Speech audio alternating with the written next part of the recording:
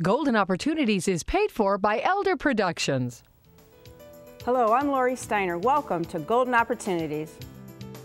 Today, we'll have a healthy discussion on how to care for health. Then we'll catch up with Dan Coughlin, who'll tell us more tales of the winners and losers he's met in his sports reporting career.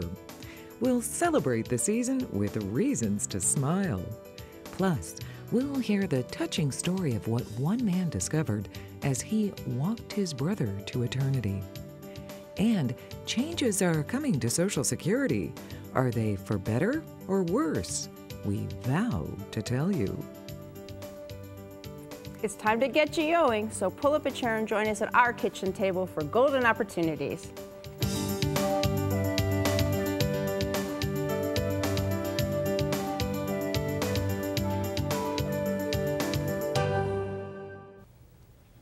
We love making memories during the holidays, but for some, their memories are fading. How can we best include our loved ones who have dementia in our family festivities?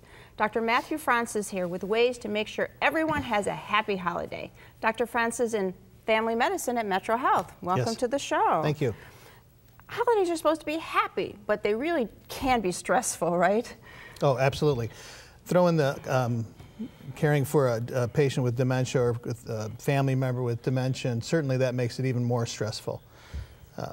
Especially for the sandwich generation, the people who have children that have expectations, and then you have caring for an elderly parent that has dementia. And that really adds to the stress and hard times in the holidays. Yeah. But we want everyone to be happy and involved in it. So what can we do?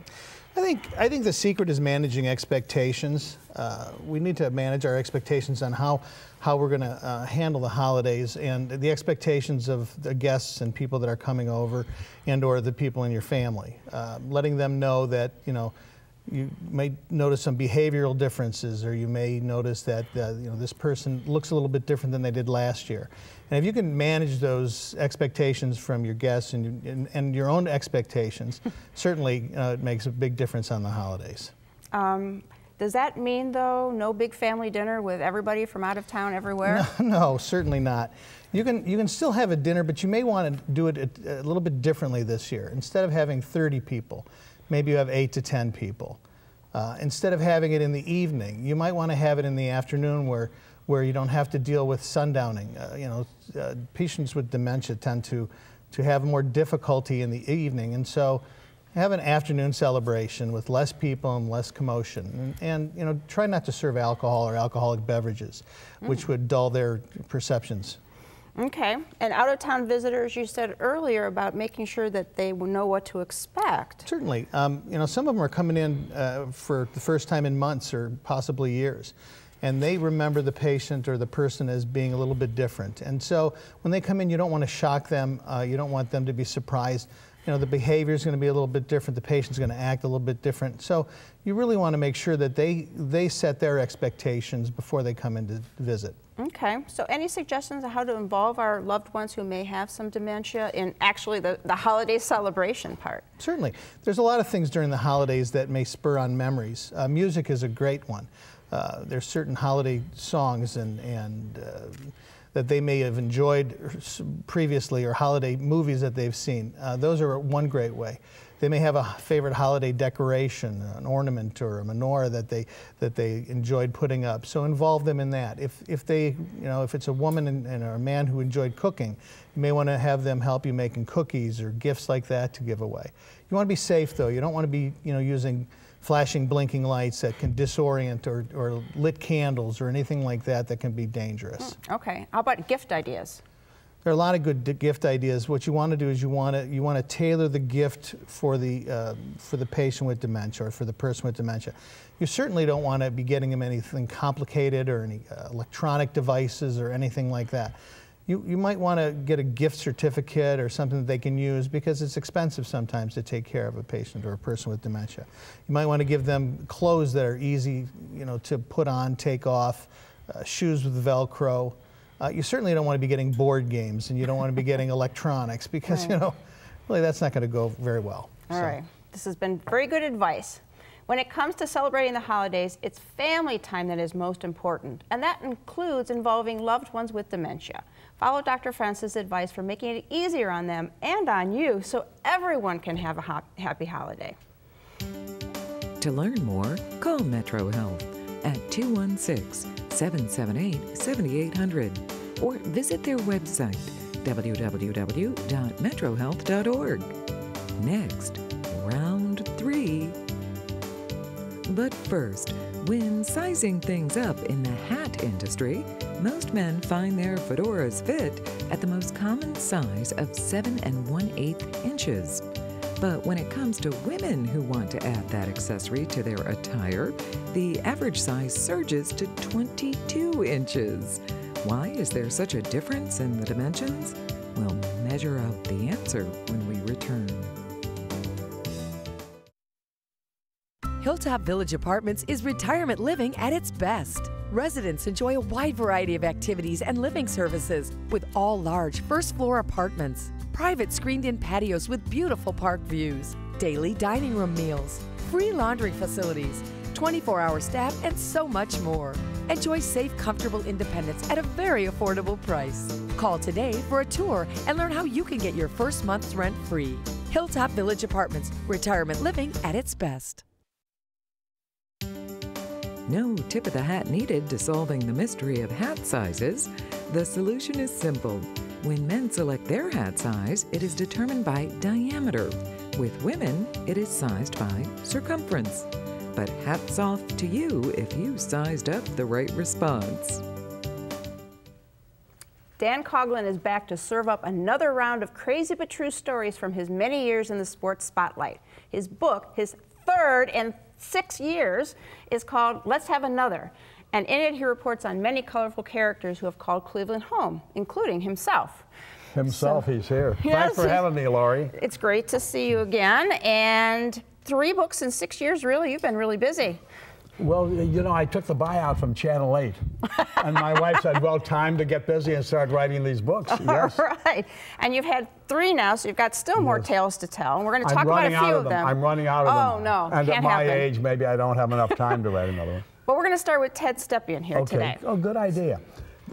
His lawyer told me that he was a lawyer's dream. He said he left lawsuits in his wake. He sued everybody, including me one time. Oh, no. Yeah, Stepien was, you know, we almost lost the Cavs because of his mismanagement of the team. Oh, dear. He had a very profitable company, Nationwide Advertising, an advertising company, offices in over 40 cities.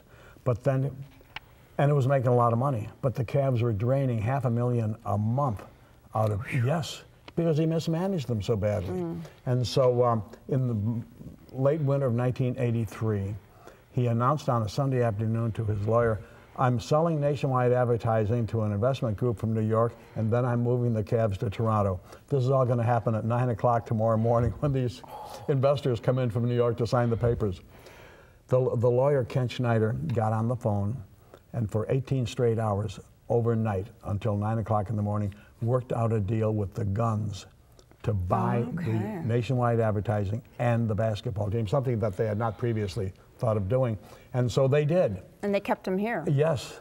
Oh. And that's I didn't know how close we came to losing him. We came within a few hours, yes. But then, of course, most people remember Ted only for one thing, and that is throwing the softball from the top of the terminal tower as a publicity stunt. Caused a little damage. Yeah, during the 50th anniversary of the terminal tower, his first throw hit a car on Superior Avenue.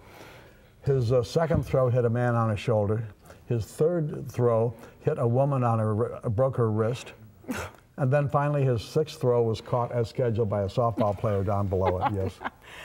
All right, well, Don King is another chapter in the book, right? This is the guy.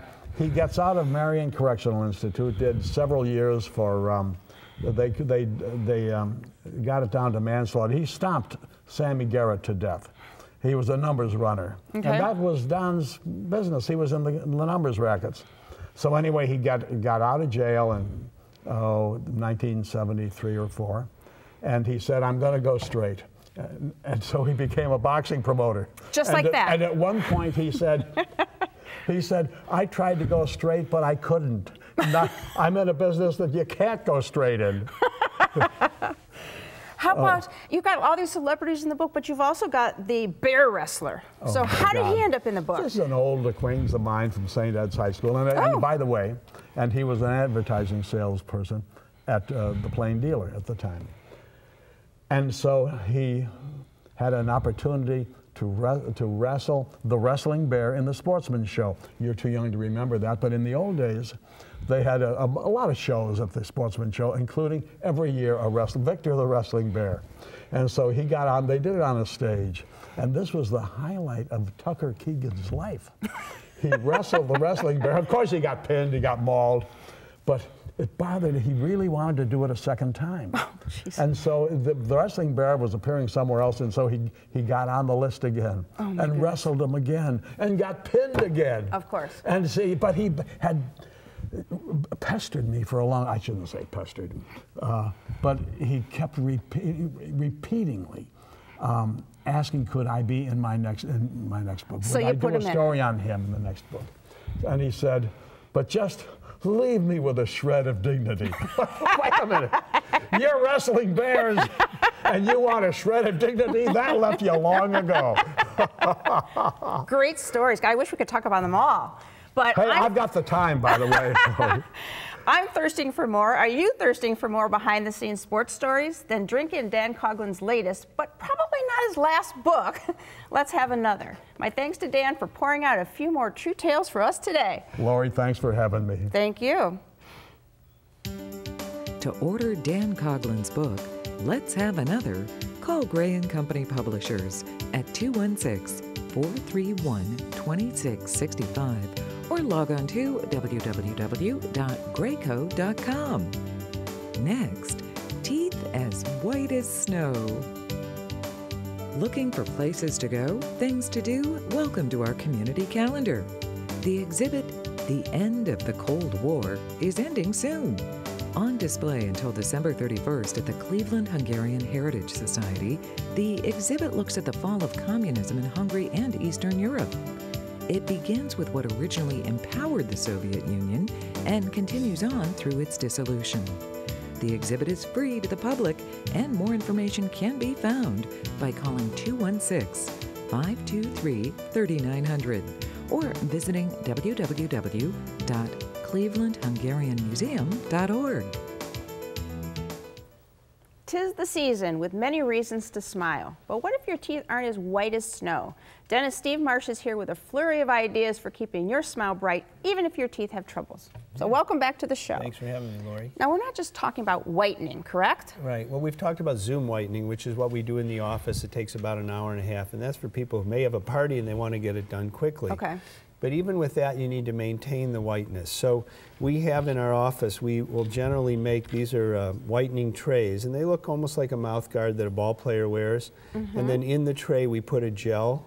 The gel is this material here. It's carbamide peroxide, not that the viewers need to know that, but it's put in, and if you wear it for about a half hour every 2 weeks or so, you'll be able to maintain the color. Or if you just want to do it gradually, this is a nice way to do it gradually. All right. And we don't see silver in our mouths anymore so much. It's more white. It's funny. We haven't used silver in our office for over 15 years. You know, there's environmental problems, there's mercury problems, and the other thing is they do is over time they crack teeth. And of course, no one likes to see a tooth that has a silver filling. Right. So what we do in our office is we clean out the old filling.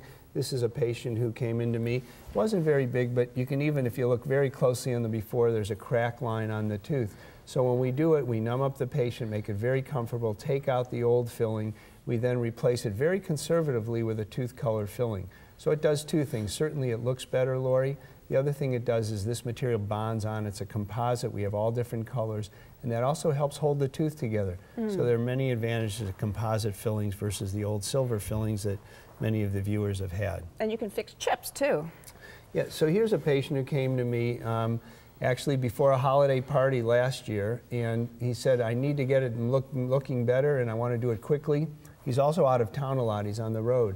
So what we did in the upper teeth is we just reshaped them, Lori, and then use that same bonding material that we use in the back. There's some that are more polishable and more aesthetic in the front. We did that on the upper fronts. And on the lowers, what we were able to do, Lori, is just with some reshaping, we took those teeth down to a little bit more normal appearance. He had a tooth that was way behind the others, and that happens sometimes. Sometimes nature doesn't get it perfect, and if you don't have time for orthodontics, we're able to do it that way. All right.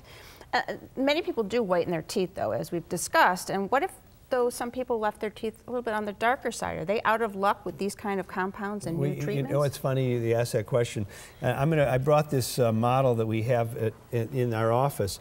These are colors that we used to use. These are colors of porcelain. And in the old days, you can see they were pretty yellow, silver, gray, not so silver, but many different colors. Well, today we have much, much whiter types of porcelain. So when somebody has a tooth that's dark, and sometimes they don't respond well to whitening, and even bonding sometimes will work. We also use porcelain to give them a beautiful smile and a brighter smile. Okay, and you've got some pictures to prove it, don't you? Of course we do. So this is interesting because it's a mother of a very close friend of mine. I knew him in dental school. He was in medical school. She's 85 years old. She said she's always hated the way the teeth looked, and she wanted to do it quickly. And I said, give me about an hour and a half, and we went with, she said, give me the whitest you have. We used white composite. We did that by hand, not porcelain. Maybe an hour and a half, we got her done. She loves them and says everywhere she goes, she gets compliments. That's great. One of the other issues you have is darkening teeth over time, and we also talked about how as we get older and mature, the teeth tend to spread a little bit. We use porcelain veneers. There are no braces. Reshape the teeth and put on a beautiful porcelain veneer on this patient, and she speaks in front of a lot of people and love the result. And here's sort of a combination, sort of pulling it all together, Lori. This patient showed a lot of gum tissue. She didn't like the color. She didn't like the shape. We used a laser to bring up the tissue to give her that much more natural smile, and then put 6 porcelain veneers on the front and some crowns on the back, and really brought it all together. And in the lower front, we did a little bonding with some bonding materials. So you can even mix and match materials to get that beautiful smile. And they were impressive. Thank you. If your smile welcomes whitening, you can boost the brightness of your teeth no matter what treatment you seek. Here's a bright idea. Give Dr. Marsh a call for help. The number's coming up next. See what Dr. Stephen Marsh can do for your smile by calling 440-461-1003 or visit www.clevelandsmiles.com. Next, brotherly love. It's time to get up and go. An exercise segment on golden opportunities. Hello everybody, it's Mike Carbon from Breakout Fitness, and today we're here to show you how to work not only the back muscles, not only the bicep muscles, but also the shoulder muscles. You ready to go? Ooh, multi-purpose. That's right.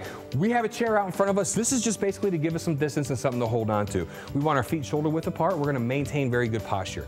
We have a dumbbell in our right hand today, so we're going to bend at the waist, lean forward and grab that chair. Let the dumbbell hang straight down to your side. Now from here, all we're going to do is pull the dumbbell into the chest in starting a lawnmower type motion, okay? 12 and 15 repetitions.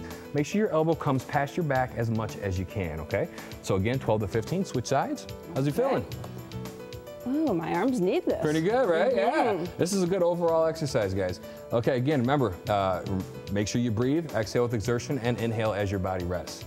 Beautiful. All right, everybody, 12 to 15, and now it's your turn to get up and go. For your copy of the exercise booklet, send $1 for postage to Golden Opportunities, 6105 Parkland Boulevard, Suite 140, Mayfield Heights, Ohio, 44124. Losing a loved one is always challenging, but what we fail to sometimes realize is there's a business that comes with saying goodbye. Terry Mills discovered this during his journey alongside his terminally ill brother and shares the experience in his book, The Escort, Walking to Eternity with My Brother. Dr. Mills is a professor at John Carroll University. Welcome to the show. Thank you, Lori. Sorry about the loss of your brother, but you're trying to turn it into something good, right? Oh, very definitely, absolutely. So, and you've even taught college students about death and dying and talking to them. One day you're going to get this phone call that your parent is dying. Did any of that background help you with dealing with your brother? Yeah, in many ways, you know, and talking to the young people, my students, it was difficult for them, even in this abstract way, to envision the death of a loved one. And I would always tell them, prepare yourself, you're gonna get this call. And it was this abstract thing. But then suddenly I got that call, and I was able to find strength in that advice that actually was now a reality for me. Absolutely. Yeah, that call was a hard one. Definitely. And you say this isn't a story of grief, it's a story of hope and love and the business of death and dying. So what do you mean about the business part? Well, of course, there is that grief, that obvious grief that one goes through, but behind that grief are things like preparing wills, finding paperwork for your loved ones, dealing with the doctors and the social workers, and all of those kinds of things that perhaps we don't actually think about when we're in the midst of our grief, but yet those business activities have to go on at the same time that one is working themselves through grief. Right, so planning is a big part of getting ready for it for yourself. Yeah, huh? if one could plan, that would be the better thing to do. Yeah, and many people don't do that, though. No doubt. So we've got the business end of things. What about the love and hope side of things? Well, again, getting this call unexpectedly and having to redirect my life and to really switch gears was at the same time somewhat of a burden, if I could say it that way, although I wasn't actually burdened by it. But to change your schedule and to have to redirect your life can be disruptive in many ways. But at the same time, the love of my brother and the fact that he had told the doctors, call my brother and he'll take care of everything, you know? And so the thing is, well... So he trusted you a lot. Yeah, definitely, but I wasn't sure what everything was. And so one only finds that when they're in the battle, as it were. In the midst of it. Yeah. So did your family rally around? Well, interestingly enough, while we would hope that there'd be this family solidarity, but in many times these situations also result in conflict among family. And so with my brother's children and other friends and relatives, there's a certain underlying tension that was going on. You know, how come he asked you to do it? You know, we could have done it better, you know, those kinds of things. Yeah. So your brother died a couple of years ago. Was it hard for you to write this book then? It was, and even in reading the book now, I have those memories and those recollections, but at the same time, it was in many ways an homage to my brother, but I think more importantly for those who have those experiences, to be able to talk about death and dying in not this gruesome way. Hopefully the book has some humor and some poignant places, but to allow folks to think about their own transitions or the transitions of their family members and not in this dark way. So there's a lot of humor and things in the book, but still there's that business that goes on. All right, very interesting. There is no way to truly prepare for the process of saying goodbye to someone we love who is dying. Still, it can be helpful to learn from other people's experiences. The Escort, Walking to Eternity with My Brother, is a truly touching tale of the emotions and the business end of traveling alongside someone who is facing death. My thanks to Dr. Mills for sharing a part of his story with us here today. Thank you so much, Lori. Appreciate it. For more information about The Escort, Walking to Eternity with My Brother, call Dr. Mills at 216-397-4455 or order the book from Amazon at www.amazon.com. Next, will a file in Social Security suspend a benefit? Here at Metro Health, you know you matter when it matters most. Here, we are the city's best at preparing for the world's worst. Here, we are the only verified burn center in Ohio for adults and children. Here, you'll find exceptional clinicians with extraordinary hearts. So the work we do here at Metro Health makes an impact here, out here, and right here. Metro Health, we're here for you, for all of you. That's hard for me to remember. Last November, Congress passed and the President signed the Bipartisan Budget Act of 2015 to avoid a government shutdown. But in avoiding the government shutdown, they shut down two very important planning techniques with Social Security. Here to discuss the new Social Security rules is my almost ready for Social Security partner, Michael Solomon. That's true. So what are the changes to Social Security? Well, they've changed two of the techniques that we've talked about on the show. And so, but before we go into that, let's go over the basics. You know, basically, if you get, when you hit your normal retirement age, if you can defer that, it'll grow 8% a year each time you defer it. So if you go wait till age 70, it can grow 32%. Okay, so what changed? Well, they didn't change that. They changed what's called file and suspend. And let me give you an example. So let's say the husband turns his normal retirement age, let's say age 66. He files for it and then suspends it.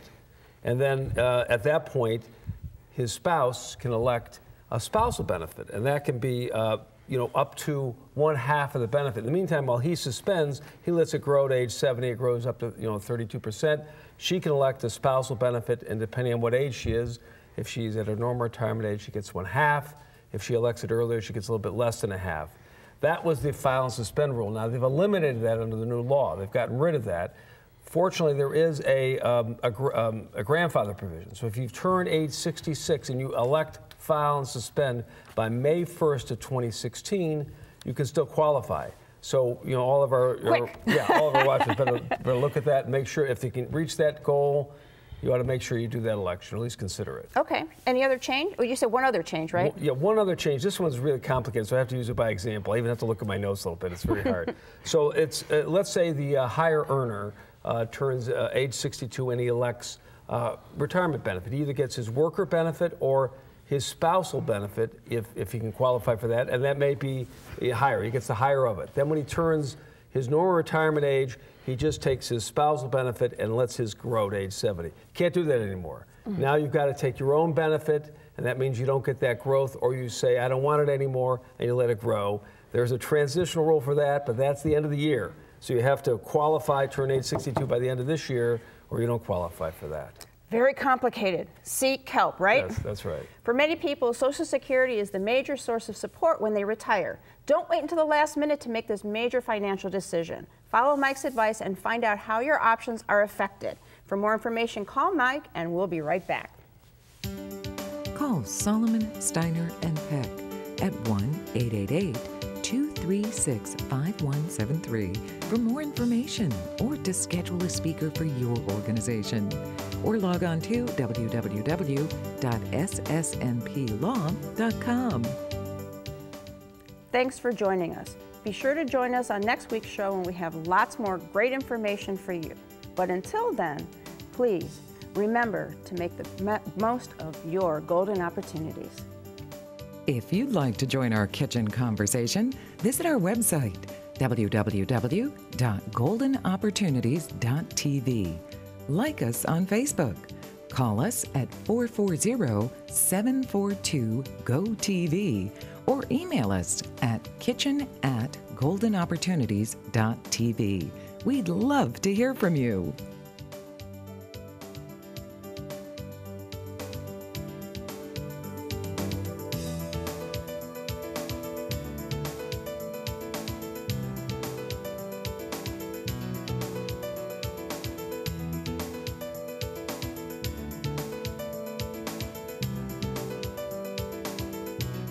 Golden Opportunities is paid for by Elder Productions.